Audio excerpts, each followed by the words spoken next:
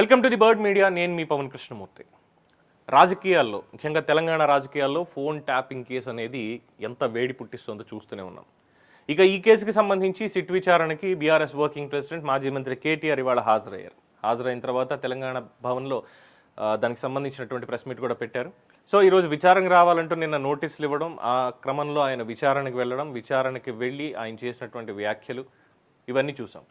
ఇక ఇదే కేసులో దీనికంటే ముందు మాజీ మంత్రి హరీష్ రావుని సిట్ అధికారులు ఇవాళ కదా మనం విచారించడం జరిగింది. ఆయన అయిపోయిన తర్వాత కేటీఆర్కి నోటీసులు పంపించడం, నోటీసుల తర్వాత డైరెక్ట్గా విచారణకి ఒక్కరే వెళ్ళడం అనేది చాలా ప్రాధాన్యత సంతరించుకుంది. ఇక ఫోన్ ట్యాపింగ్కి సంబంధించి 2024లో పంజగుట్ట పోలీస్ స్టేషన్లో కేసు నమోదవ్వడం, ప్రస్తుతం హైదరాబాద్ పోలీస్ కమిషనర్ సజ్జనార్ నేతృత్వంలో సిట్ బృందం దీన్ని దర్యాప్తు చేయడం అనేది జరుగుతోంది. గతం నుంచి వచ్చినటువంటి స్టేట్మెంట్స్ అన్నీ కూడా చూసాం. ఇక వెళ్ళి వచ్చిన తర్వాత కేటీఆర్ మీడియా సమావేశం పెట్టి ఆయన చేసినటువంటి వ్యాఖ్యలు, ఈ ప్రభుత్వం రాజకీయ డ్రామా ఆడుతోందిట.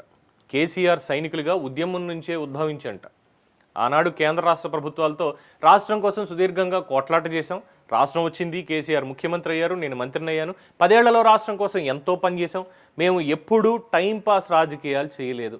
ఇక మా నాయకుడు కేసీఆర్ గొప్పతనం ఏంటంటే ఇవ్వని వాగ్దానాలు కూడా నెరవేర్చేసినటువంటి నాయకుడు కేసీఆర్ అని చెప్పారు. సో ఇవాళ బాధగా అనిపిస్తోందిట, విచారణలకి మేము భయపడమంటూ పిచ్చోడి చేతిలో రాయిలా ఈ రాష్ట్రం ఈరోజు ఉంది అని చెప్పని అన్నారు. ఇక ఒక్కో రోజు ఒక్కొక్క డ్రామా పేరుతో ప్రభుత్వాన్ని నడిపిస్తున్నారని, ఇచ్చిన హామీలు పక్కకి వెళ్ళిపోయాయని, పుట్టిన మట్టి సాక్షిగా నేను అసలు ఎటువంటి అక్రమ పనులు చెయ్యలేదు అని చెప్పి కేటీఆర్ అంటూనే, నా మీద 2 ఏళ్ల నుంచి వ్యక్తిత్వ హననానికి పాల్పడ్డారు, నేను డ్రగ్స్ తీసుకుంటానని, నాకు హీరోయిన్తో సంబంధం ఉందని వార్తలు కూడా రాయించారు అని చెప్పి స్టేట్మెంట్ ఇచ్చారు. ఇక నా కుటుంబాన్ని నన్ను కూడా బాధ పెట్టారు, 2 ఏళ్ల నుంచి నా పరువుకి బాధ్యుడు ఎవరో సమాధానం చెప్పాలంటూ ఇదే విషయాన్ని సిట్ విచారణలో అడిగానని చెప్పారు. ఇక ఎమ్మెల్యేలను కొనేందుకు రేవంత్ రెడ్డి అనేటువంటి దొంగ 50 లక్షల రూపాయలతో దొరికిపోయాడు. ఆ విషయం మాకేం తెలుస్తుంది, రేవంత్ రెడ్డి కానీ దొంగ బుద్ధులే ఉంటాయి, ఆయన ముఖ్యమంత్రి కాగానే మా పైన ఇలాంటి దాష్టీకానికి పాల్పడుతున్నాడు. సింగరేణిలో అతిపెద్ద కుంభకోణం జరిగిపోయిందని హరీష్ రావు బయటపెట్టాడు. ఆ కుంభకోణం మీద మాట్లాడితే సాయంత్రంలోపు ఫోన్ ట్యాపింగ్ కేసులో సిట్ వాళ్ళు నోటీసులు ఇచ్చారు. సిట్కి హాజరయ్యాడు. హరీష్ రావుని ప్రశ్నలు అడిగారు, ఆయన సమాధానాలు చెప్పాడు, అంతా అయిపోయింది అన్నారు. ఇక ఫోన్ ట్యాపింగ్ కేసు టీవీ సీరియల్లో నడిపిస్తున్నారట. సినిమాలో బ్రహ్మానందం దొంగగా ప్రతిసారి దొరికిపోతారట. అలాగే 2 ఏళ్ల నుంచి దొంగ పనులు చేసుకుంటూ రేవంత్ రెడ్డి కూడా దొరికిపోతున్నట్ట. దండుపాళ్యం ముఠా అక్రమాలు బయటపెడుతున్నందుకే మా మీద ఇలాంటి కేసులు, విచారణలు, వ్యక్తిత్వ హననానికి పాల్పడుతున్న కొందరు పోలీసు అధికారులు అధికారంలోకి రాగానే వదిలిపెట్టేది లేదు.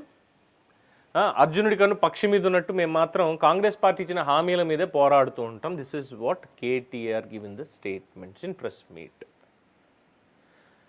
ఇంత ఉపోద్ఘాతం ఇచ్చినటువంటి వాళ్ళు సింపుల్గా ఒక మాటతో తేల్చేసి ఉండాల్సింది, ప్రభుత్వం కక్ష కట్టింది అని.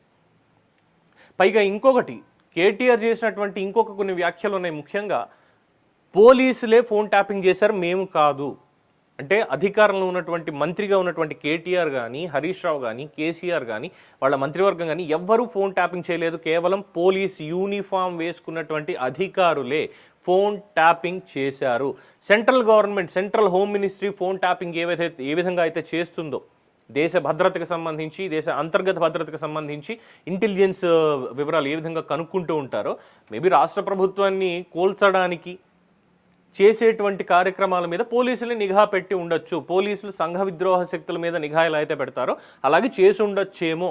అంటే ఇప్పుడు ఎలా ఉందంటే పరిస్థితి, సజ్జనార్ కావచ్చు, శివధర్ రెడ్డి డీజీపీ గారు కావచ్చు, అప్పట్లో ఉన్నటువంటి ప్రభాకర్ రావు కావచ్చు, లేదంటే ఇతరత్ర ఉన్నటువంటి శ్రవణ్ రావు, మిగతా ఎంతమంది పేర్లు వచ్చాయి కదా, అధికారుల పేర్లు ముఖ్యంగా, వీళ్ళంతట వీళ్ళే ఆలోచించుకొని ఈ ప్రభుత్వం పనిచేస్తోంది కాబట్టి, ప్రతిపక్షం ఇలా ఉంది కాబట్టి ఫోన్ ట్యాపింగ్ మనమే చేయాలని వాళ్ళు చేశారుట. కేటీఆర్ చెప్పలేదు, ఆయన చేయలేదు.